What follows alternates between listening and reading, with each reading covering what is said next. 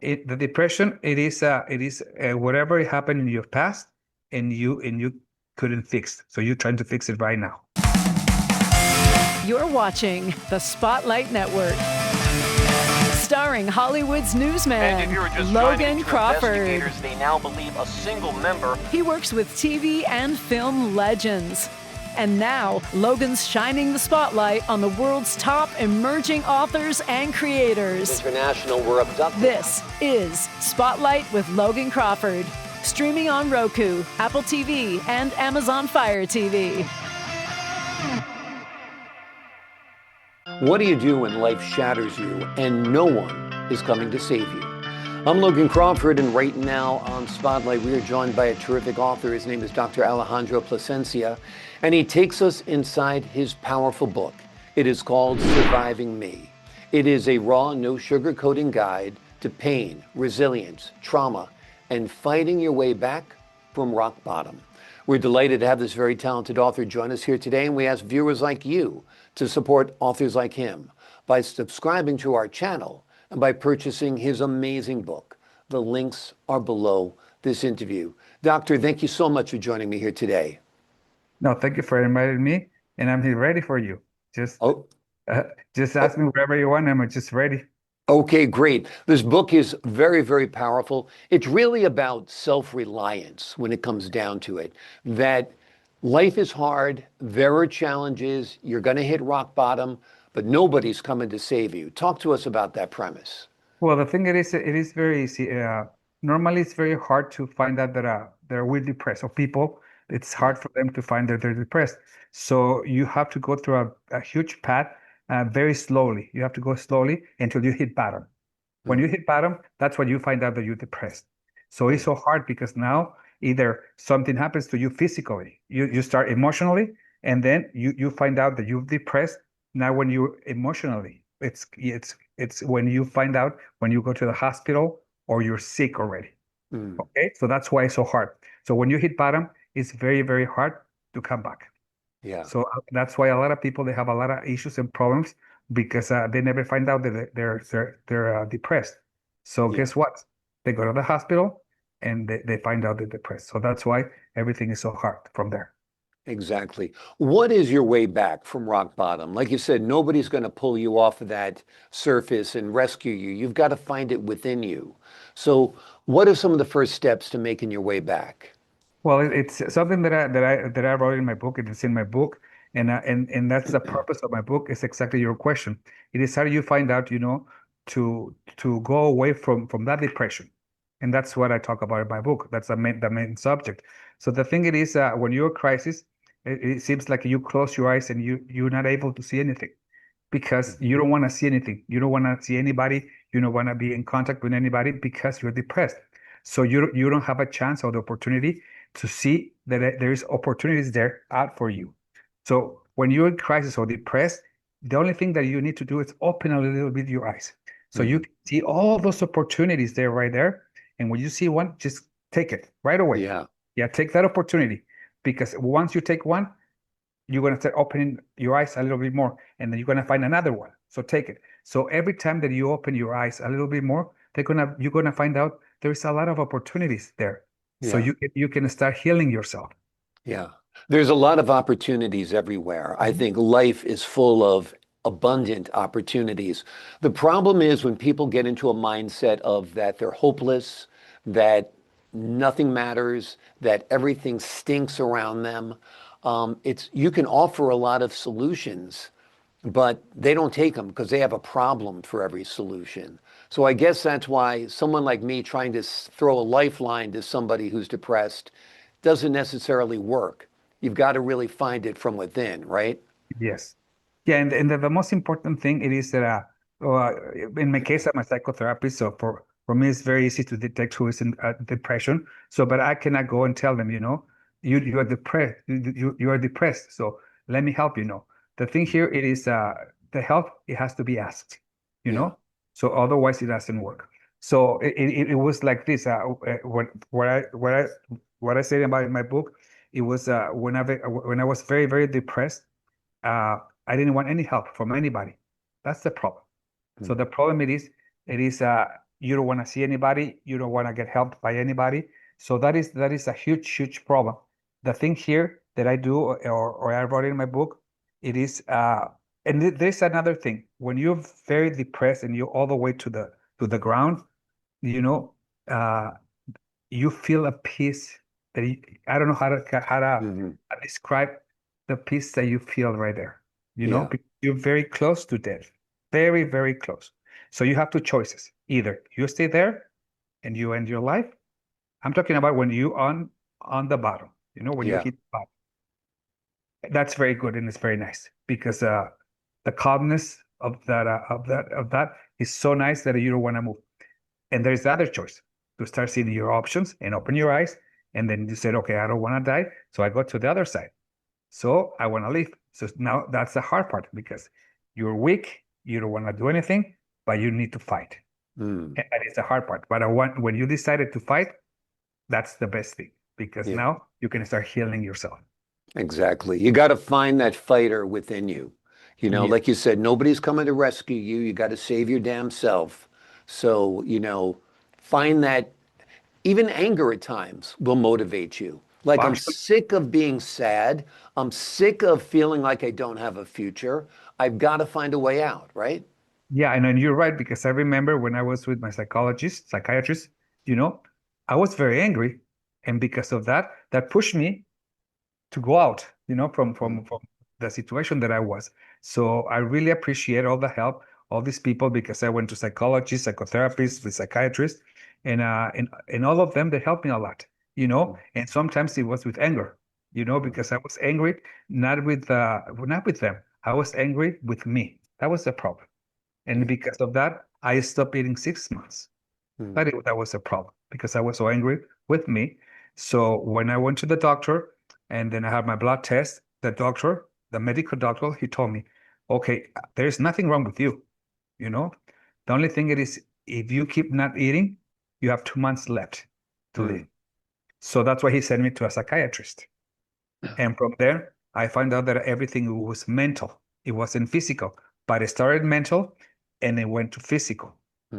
See? So that is the thing here. It is, I find out when I was at the doctor's office, and he saw my blood test, that nothing was wrong with me, but it was emotionally, I was so bad. Yeah. Right now, there's lots of pharmaceuticals prescribed for people who are depressed. Helpful tools, perhaps overprescribed. What are your thoughts on SSRIs and antidepressants and anti-anxiety medications? It seems like almost everybody we know is on them nowadays. Well, in my case, I'm a psychotherapist, so I cannot give you a medication in my case, but I have my colleagues, they're psychiatrists, and they can do that. But for me, talking about if they're good or not, for me, it is like just a bridge. You can use it for a very short period of time, just to cross the bridge. Because the problem it is they get addicted to. That is the problem. So they started and then they never ended. So they're gonna be there forever. So if you know how to use them, and the psychiatrists, they're honest people too, because they make a lot of money too selling all these medications. So if you use it just like a bridge, I think that's a great idea. But you have to stop in some point. What's at the heart of most people's depression? Is it past traumas? Well, the thing is that the depression, it is whatever happened in your past, and you couldn't fix. So you're trying to fix it right now. That's depression. And anxiety, it is whatever happens in the future, but you don't know what the future is going to happen. So that's the two things. So the depression, it is thinking about the past all the time, something that you couldn't fix the past, and you're not going to fix it anymore because it's already past. And the anxiety, it is what you're thinking for the future. But you don't know if you're going to get to the future because maybe you can die tomorrow and you're just rethinking about something that maybe is never going to happen. Exactly. People waste so much time thinking about what might happen. Most of it doesn't happen. And as far as the past goes, you got to learn to let go, right? Yes. And let me tell you something. The thing is, there is two things very important, because at the end, one thing is planning. When you plan your future, that is correct, because we all have to do that, because we cannot sit here and say, I don't know what I'm going to do in the future. We all have to do that. One thing is to plan your future, and one is to think what's going to happen in your future. And that's where anxiety comes, So because we don't know what's going to happen, so the anxiety start coming to you. And then you get, oh my God, what if this happened? What if this happened? What if, and all this what if, they don't let you live. You can sleep, you lose weight, you gain weight, you eat a lot. So there is a lot of things coming with all those if, what if. Yeah. It's There's gonna a happen. great affirmation out there. It's called, what if everything goes right? Exactly. What if you get that job? What if she takes your call? What if everything turns out better than expected? What if your plane's ahead of schedule? Start thinking about the positive outcomes instead of the negative outcomes. Do you feel affirmations are important? Oh, well, yes, I do it every day. I get up every day and I say, I'm healthy, I'm handsome, I'm a good person. Mhm. Yes, you have whatever it comes. The problem it is that people we don't know, we don't understand how powerful our words. You know. Yeah, So everything that it comes out of our mouth becomes true. So if I yeah. say that I'm sad, that I'm a bad guy, I don't know how to do this, guess what is going to be my future? Negative. It's gonna be sad. You're gonna be a bad guy. Everything's gonna be awful around you. If you say, "Oh, this stinks. I hate it. It's awful," that's your reality at that point. And you're right. And yeah, And you're yeah, right. And it's so funny because a lot of people these days, how are you feeling? How are you doing today? Oh, I'm depressed. But they say it like if it was something like everybody does, But Mhm. if they knew the real meaning of depression, they will Right. never say the word ever again in their lives. Exactly. Because if you repeat and repeat that you're depressed, that you're anxious, oh my God, I don't want to see your life because it's going to become depression and anxiety your whole life. Ex- People ask you how you are. I'm fantastic. I'm Thank you. wonderful. I couldn't be better. How was your morning? It's great. It's a terrific start. The sun is shining. You really do have to choose your focus because there's good and bad around everybody at every time, at every moment.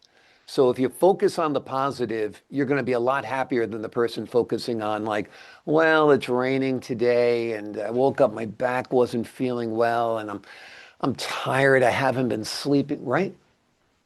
Yeah, but and the thing is, when you're impeccable with your words, and then when you say everything positive, I'm telling you, if you wake up and you think positive, your whole day is going to be positive. Yeah. If you wake up, oh my God, the thing is that I did this wrong. I don't have this.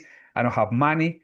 Well, there's a lot of problems in life, and you choose. This is something that you choose. You choose to think positive or negative. Yeah. It's not nobody else is going to do it for you. So if you want to have a happy life, it's not that hard. Yeah. The hard part it is humans normally we think the negative way because we were raised like that, you Yeah.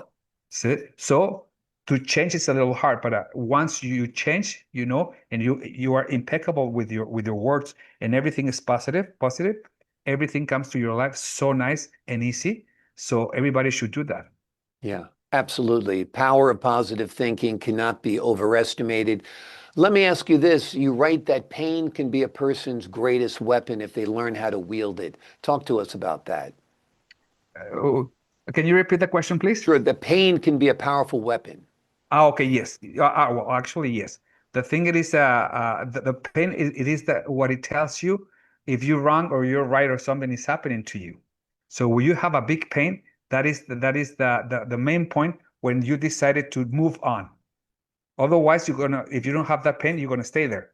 But the pain Exactly. is that the right moment when it tells you you need to start moving on to another place. So that's why the pain is so good. Otherwise, you're going to be stable, you're going to stay, and normally you're going to stay not in a good place because you're comfortable there. So when the pain comes, you move to a better place. Wonderful, wonderful. Before you leave you today, got to ask you this. If somebody feels stuck right now, they don't like their job, they don't know like where they live, they're unhappy in their relationship, they can't envision a positive future, where do you start?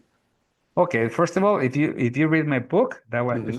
read my book because in every chapter that I write, that I wrote in the book, uh, I ask a few questions. Okay, So you can find out if you're depressed or something, or if you burn out or something happened to you.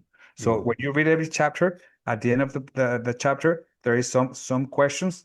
They're going to make you think if you're depressed or if you're burnout or something else is happening to you. The good thing about my book, it is interactive. So I have a QR in the book, so you can communicate to my website, and then either if you have a questions about my book, you can ask me about the book, and I can answer those. And also, I'm a psychotherapist, so if you need a therapy with me by Zoom, we can have a therapy. So we can do those two things. You can ask me questions about my book, or you can hire me as a psychotherapist, and we can have a therapy with you, so we can work out together and we can help you. Wonderful. It's a great opportunity for readers and viewers out there to work with the doctor, to get into a better place, to feel hopeful again, to feel happy again, to be positive again. The name of the book is Surviving Me. And that's a powerful title, that you have to survive yourself, because often we are our own worst enemies. This book is an unfiltered look at trauma, recovery, resilience, and the brutal truth of what it takes to fight your way back when life has knocked you flat. Doctor, thank you so much for joining me here today. Thank you very much, and thank you for inviting me, and thank you for all your audience, and thank you very much. I really appreciate your time, and thank you for everything. I appreciate your time, your insight, your talent, and the wonderful work you've done on this book. To the folks at home, I'm Logan Crawford, thanking you for your time this time. Until next time.